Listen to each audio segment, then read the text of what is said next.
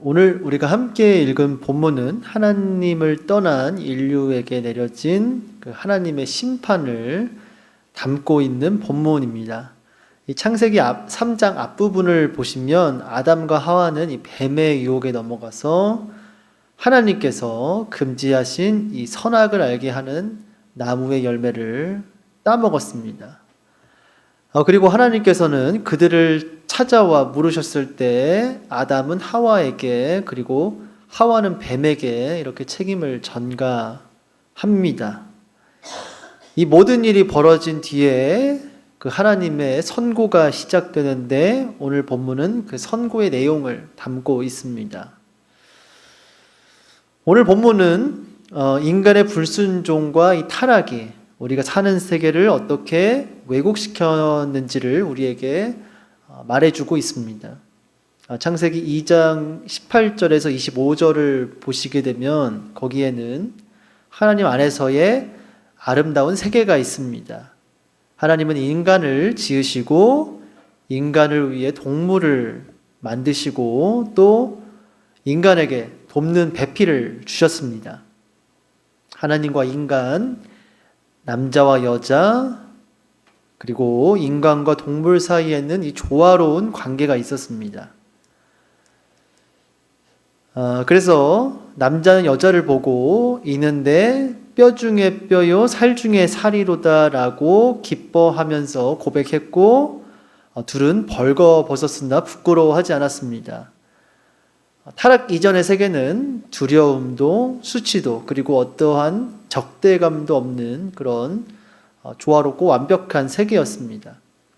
그러나 인류가 하나님을 떠나고 하나님의 이 법과 질서를 떠나자 이 세계는 철저히 무너지고 그 조화는 완전히 깨지게 됩니다. 하나님의 이 심판과 이 선고는 뱀에서 시작하여서 여자를 거쳐 남자에게로 향합니다. 우리는 여기서 하나님이 계획하시고 설정하신 이 세계의 조화가 어떻게 하나씩 파괴되는지를 목격하게 됩니다. 15절을 보실까요? 하나님은 뱀과 여자 사이에 또 뱀의 후손과 여자 후손 사이에 어떤 적대적인 관계를 두시겠다고 말씀하십니다. 이 적대는 단순한 어떤 감정적인 불쾌감 정도가 아니라 장기적이고 근본적인 원수 관계를 뜻합니다. 한 세대로 끝나는 것이 아니라 세대를 관통하며 이어지는 우주적인 투쟁이라 어떤 지속적인 적대가 인류 안으로 이렇게 들어온 것입니다. 이렇게 공존과 화합의 가치는 깨지고 적대와 투쟁의 가치가 이 세상에 들어오게 됩니다. 그리고 이 적대적인 감정과 이 적대감은 가장 가까운 사이까지도 파고듭니다. 그래서 16절은 이렇게 말합니다. 너는 남편을 원하고 남편은 너를 다스릴 것이니라. 방금 전까지 뼈 중에 뼈요 살 중에 살이로다 라고 했던 그런 사랑의 고백으로 이루어진 관계가 이제는 어떠한 갈망과 다스림 또 욕망과 이 지배의 관계로 지금 바뀐 것입니다. 하나님을 떠난 인류에게 두려움이 찾아왔고요. 두려움은 사랑을 내쫓았고 이 사랑이 빠진 관계 속에는 욕망과 지배가 이렇게 들어선 것입니다. 16절과 17절을 보시면 이제 삶 자체가 고통이 됩니다. 하나님은 하와에게 이렇게 말씀하십니다. 내가 내게 임신하는 고통을 크게 더하리니 네가 수고하고 자식을 낳을 것이며 그리고 아담에게는 이렇게 말씀하십니다. 땅은 너로 말미암아 저주를 받고 너는 네 평생에 수고하여야 그 소산을 먹으리라. 여자에게는 어머니와 아내로서의 그 역할에 고통이 수반이 되고요. 남자에게는 노동의 수고에 그 고통이 동반이 됩니다. 히브리어 원문을 이렇게 살펴보게 되면은 여자의 해산의 수고와 이 남자의 노동의 수고에 동일한 단어가 이렇게 사용이 됩니다. 이 말은 무엇이냐 하면은 남녀를 가리지 않고 삶의 가장 근본적인 역할에 고통이 따라 붙는다는 그런 의미입니다. 18절을 보시면 땅마저도 인간에게 호의적이지 않습니다. 가시덤불과 엉겅퀴를 내기 시작하고요. 땅은 더 이상 인간의 친구가 되지 않습니다. 그리고 무엇보다도 19절에서 인간에게 죽음이 찾아왔습니다. 너는 흙이니 흙으로 돌아갈 것이니라. 인간은 먼지에서 왔고 이제 먼지로 돌아갑니다. 평생의 수고와 고통의 끝에 기다리고 있는 것은 죽음뿐입니다. 이것이 바로 우리가 살고 있는 이 세상의 현실이자 피하고 싶어도 피할 수 없는 냉혹한 진실일 것입니다. 서로가 서로의 적이 되는 투쟁과 적대감, 서로가 서로를 지배하려는 그런 욕망의 관계, 삶에 수반되는 수고와 고통, 그리고 인간에게 호의적이지 않는 환경, 마지막으로 이 모든 고통스러운 인생의 의미마저도 빼앗아 버리는 죽음, 이것이 우리가 던져진 이 세상의 진 모습이자 참 모습일 것입니다. 그렇다면 우리는 이러한 호락호락하지 않는 세상 속에서 어떻게 살아가고 있을까요? 히에로니무스 보쉬라는 화가가 그린 건초마차가 있는 세폭재단화라는 그림입니다. 이 그림은 인간의 죄로 깨어진 이 세계와 그 속에서 발버둥치는 우리의 인생을 한 폭의 그림으로 이렇게 보여줍니다. 그림 맨 왼쪽을 보시면 이 에덴 동산에서 추방당하는 이 범죄하여 타락한 이 아담과 하와가 이렇게 그려져 있습니다. 그리고 그림 맨 이렇게 오른쪽을 보시면 인간의 몰락과 죽음이 그려져 있습니다. 그리고 그 사이에는 그 가운데는 건초마차가 왼쪽에서 오른쪽으로 이렇게 이동을 하고 있습니다. 마치 타락에서 죽음으로 이동하는 우리의 그 인생의 향로를 나타내는 것 같습니다.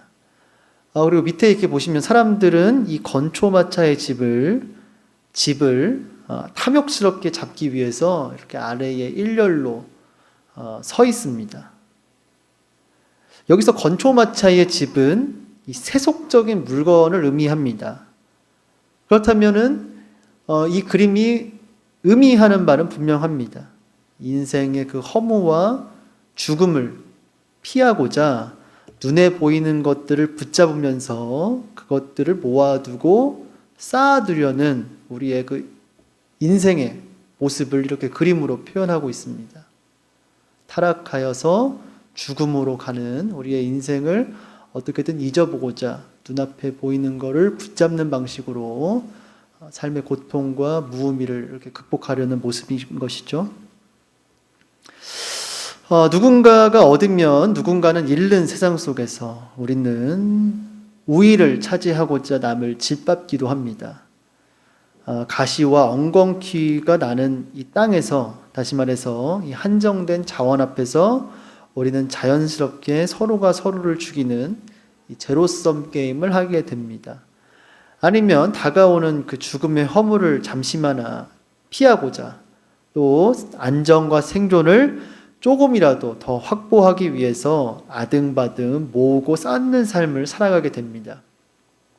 어쩌면 이것이 우리가 살아가는 방식이 아닐까 생각해 봅니다.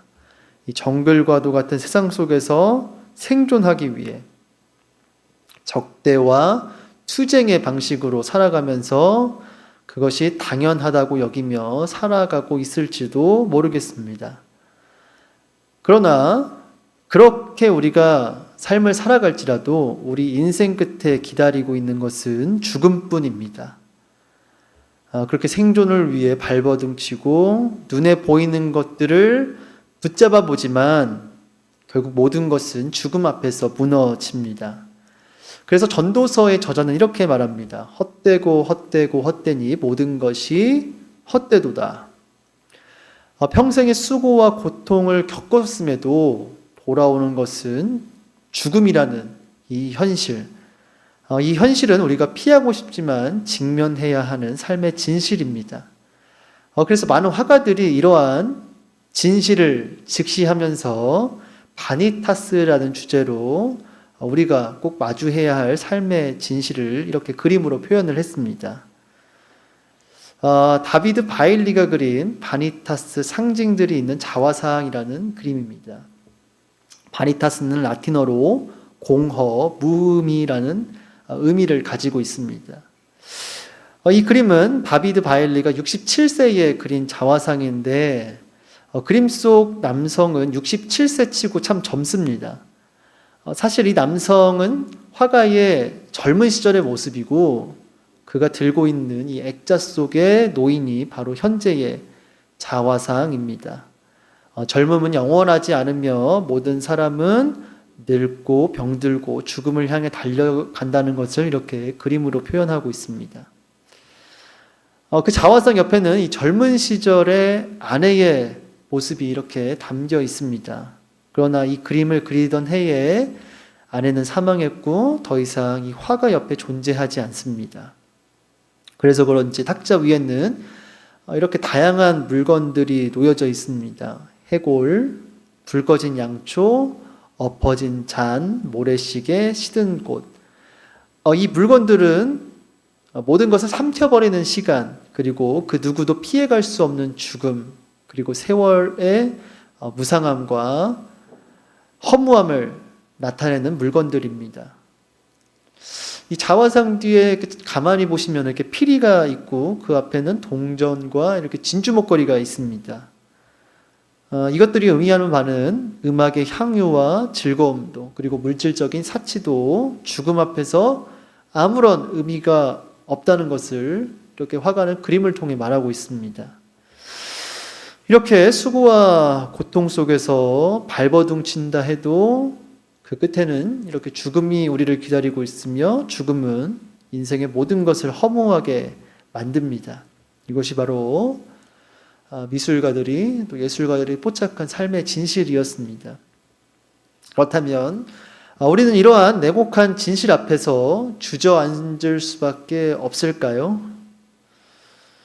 하지만 오늘 본문은 이런 암울한 현실 속에서도 다른 삶의 가능성을 열어둡니다.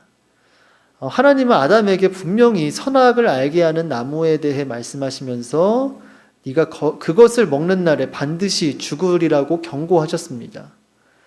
그런데 놀랍게도 아담과 하와가 그 선악과를 먹었을 때 아무도 죽지 않았습니다. 수고가 있고 고통이 있고 땀이 있고 가시덤불은 있었을지라도 아무도 죽지는 않았습니다. 그리고 또 한 가지 우리가 주목해야 할 부분이 있는데 저주받은 것은 뱀과 땅이었지 인간 자체는 저주를 받지 않았습니다. 우리는 이 무거운 심판 가운데 인류를 향한 하나님의 자비와 사랑이 존재함을 깨닫게 됩니다. 그리고 아담은 이 준엄한 심판 속에서 이 하나님의 자비와 사랑을 포착했습니다. 그래서 20절을 보시면 너는 흙이니 흙으로 돌아갈 것이다 라고 이 사망 선고를 들은 아담이 아내에게 이렇게 이름을 짓습니다. 아담이 그의 아내의 이름을 하와라 불렀으니 그는 모든 산자의 어머니가 됨이더라.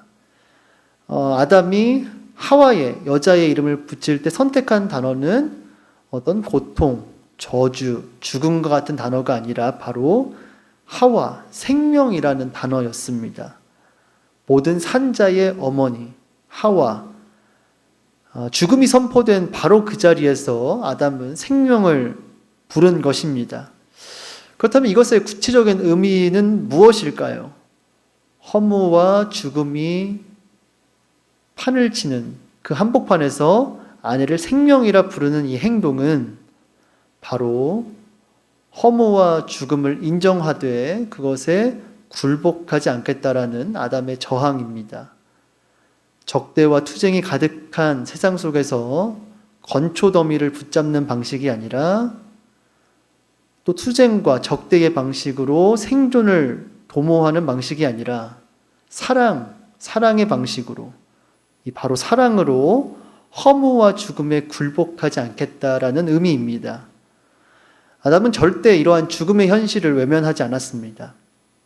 인생은 수고와 고통의 연속이며 그 끝에 자신은 흙으로 돌아갈 것을 알고 있었습니다. 그러나 아담은 이 죽음과 허무에 굴복하지도 않았습니다. 죽음과 허무의 그 한가운데서 아내를 생명이라 부름으로써 죽음이 전부가 아니라는 것을 선포했습니다. 심판 속에 담긴 이 하나님의 사랑을 믿음으로 붙잡았고 고통스러워 보이는 이 현실을 이기는 힘은 다름 아닌 사랑이다라는 것을 깨달은 것입니다. 결국 오늘 본문이 우리에게 주고자 하는 메시지는 때로는 부조리해 보이고 죽음이 현실인 이 세상 가운데서 우리가 살아갈 수 있는 힘은 어떠한 적대감이나 체념이나 허무가 아니라 바로 사랑이다라는 것을 우리에게 말하고 있습니다. 사랑으로 사랑한다는 것이 때때로 무모해 보일지라도 오늘 본문은 그것이 가능한 이유를 우리에게 말하고 있습니다. 14절을 보시면 하나님은 뱀에게 이렇게 선고하십니다. 더욱 저주를 받아 배로 다니고 살아있는 동안 흙을 먹을지니라. 이것은 극도의 굴욕을 의미합니다. 인간을 유혹한 그 악한 세력이 먼저 심판을 받고 가장 낮은 곳으로 떨어집니다. 그리고 15절을 보시면 여자의 후손이 뱀의 머리를 상하게 할 것이라고 말씀하십니다. 악은 굴욕을 당하고 마침내 치명적인 타격을 입게 될 것이라는 의미입니다. 그렇다면 15절이 우리에게 주는 메시지는 분명합니다. 그것은 바로 악은 영원하지 않다는 것입니다. 물론 그 싸움이 길고 고통스럽겠지만 그 궁극적인 방향은 정해져 있습니다. 그렇기에 아담은 이 죽음의 세상 속에서도 사랑할 수 있었던 것이고 우리도 이 세상에서 사랑으로 살아갈 근거를 가지게 되는 것입니다. 무엇보다도 여자의 후손으로 오신 예수 그리스도께서 이 사랑이 어떤 것인지를 완전하게 보여주셨을 뿐만 아니라 사랑으로 악을 이기셨습니다. 적대와 투쟁이 가득한 세상 속에서 주님은 사람들을 먹이셨고 아픈 이들을 치유하셨으며 소외된 이들을 품으셨습니다. 세상이 적대와 지배의 방식으로 돌아갈 때 주님은 사랑과 섬김의 방식으로 사셨습니다. 아담이 죽음의 그 선고 직후에 생명을 선포하셨다면 예수 그리스도는 죽음 그 한가운데서 십자가 위에서도 사랑하기를 멈추지 않으셨습니다. 옆에 달린 강도에게 오늘 내가 나와 함께 낙원에 있으리라라고 말씀하셨고 어머니를 제자에게 맡기셨습니다. 죽어가면서까지도 사랑하기를 멈추지 않으셨던 것입니다. 그리고 그리스도는 부활하셨습니다. 부활은 이 삶의 방식이, 다시 말해서 예수님의 그 삶의 방식이 틀리지 않았음을 보여줍니다. 적대와 투쟁이 아니라 사랑이 우리가 세상을 살아가는 진정한 방식임을 보여주시고 입증하셨습니다. 마지막으로 21절 한번 보시겠습니다. 하나님은 아담과 하와에게 가죽옷을 지어 입히셨습니다. 인간 부부는 무화과 나무잎으로 허리를 가렸지만 그것으로 충분하지 않았습니다. 인간이 스스로 할 수 없는 것을 하나님이 해주셨습니다. 이 가죽옷은 단순한 옷이 아니라 에덴 밖의 세상, 다시 말해서 가시덤불과 엉겅퀴가 나고 수고와 땀이 있고 죽음이 기다리는 그 세상 속에서 살아가기 위해서, 생존하기 위해서 하나님이 친히 입혀주신 사랑의 장비입니다. 험한 세상에 내보내시지만 하나님은 그들을 버리지 않으시고 이렇게 친히 돌보십니다. 이렇게 하나님은 가죽옷을 통해서 하나님이 여전히 아담과 하와와 함께 하신다는 그 약속을 이렇게 가죽옷을 통해서 보여주셨습니다. 그렇다면 아담과 하와에게 가죽옷을 입혀주신 그 하나님은 지금 우리에게도 동일하게 가죽옷을 입혀주고 계십니다. 우리가 사는 세상은 적대와 투쟁의 세상이고 욕망과 지배의 세계이며 수고와 고통이 있는 그런 암울한 세계입니다. 그리고 그 끝에는 죽음이 도사리고 있습니다. 그렇지만 우리는 혼자가 아니라는 사실을 꼭 기억하셨으면 좋겠습니다. 하나님이 우리에게 보내주신 성령이 함께 하시기에 이 세상에 그 비참한 현실 가운데 체념하지 않고 또 적대와 투쟁의 방식에 매몰되지 않고 우리는 사랑으로 살아갈 수 있습니다. 제가 전에 방금 소개해드린 건초마차가 있는 세폭재단화를 다시 한번 보겠습니다. 사실 이게 재단화라서 이렇게 그림을 접고 펼 수 있습니다. 그래서 이 옆에 있는 두 짝을 이렇게 접으면은 또 새로운 그림이 이렇게 나오는데요. 이 재단을 접으면 이렇게 다음과 같은 그림이 나옵니다. 가운데는 이렇게 방랑자가 길을 걸어가고 있습니다. 그런데 주변을 자세히 보시면은 강도들과 불황자들이 있고 또 밑에는 죽음을 상징하는 물건들이 이렇게 존재합니다. 그럼에도 이 순례자는 이러한 현실 속에서도 묵묵히 자신의 길을 가고 있습니다. 어떤 세속적인 이익을 추구하는 게 아니라 또 죽음과 허무에 좌절하는 것이 아니라 그저 자신의 길을 가고 있습니다. 어쩌면 이것이 이 순례자의 모습이 우리의 모습이 되어야 하지 않을까라는 생각을 해봅니다. 건초더미를 붙잡는 그런 삶이 아니라 바로 성령 안에서 그리스도가 가졌던 그 사랑의 길을 우리도 묵묵히 가는 것이죠. 아담이 죽음의 현실 앞에서 생명을 불렀던 것처럼 그리스도께서 십자가 위에서도 사랑을 멈추지 않으셨던 것처럼 우리도 이 세상에서 그리스도와 같이 사랑의 길을 갈 때에 우리 주변에 만연한 부조리와 허무 그리고 악과 죽음을 이길 수 있습니다. 바랄건대 이 그리스도의 사랑으로 성령 안에서 이 모든 것을 이겨내시는 우리 모두가 되기를 진심으로 축복합니다. 그리고 혹여나 우리 주변에 이 삶의 무의미와 고통 속에 허덕이는 자들이 있다면 이 허무와 죽음을 이기는 사랑을 나눠주는 우리 모두가 되기를 진심으로 소망을 합니다. 오늘 설교를 마치면서 신영철 교수가 쓴 인생의 역사라는 책의 한 부분을 소개해드리고자 합니다. 이 책에서 이 신영철 교수는 다양한 시대를 소개하면서 자신의 그 짧은 생각들을 에세이로 남기는데요. 그 중에서도 이영광 시인의 사랑의 발명이라는 시를 이 책에서 소개를 합니다. 그래서 오늘 설교를 좀 그 이영광 시인의 시와 이 신영철 교수의 글을 소개해드리는 것으로 좀 마무리하고자 합니다. 아담이 그 죽음 앞에서 아내를 생명이라 부른 것처럼 무의미와 허무가 가득한 세상이지만 그 속에서 그리스도의 사랑을 발견하고 그 사랑을 전달하는 우리 모두가 되기를 진심으로 소망합니다. 사랑의 발명이라는 시입니다. 이영광 시인께서 쓰셨고요. 이런 시입니다. 살다가 살아보다가 더는 못 살 것 같으면 아무도 없는 산빛 달에 구덩이를 파고 들어가 누워 곡기를 끊겠다고 너는 말했지.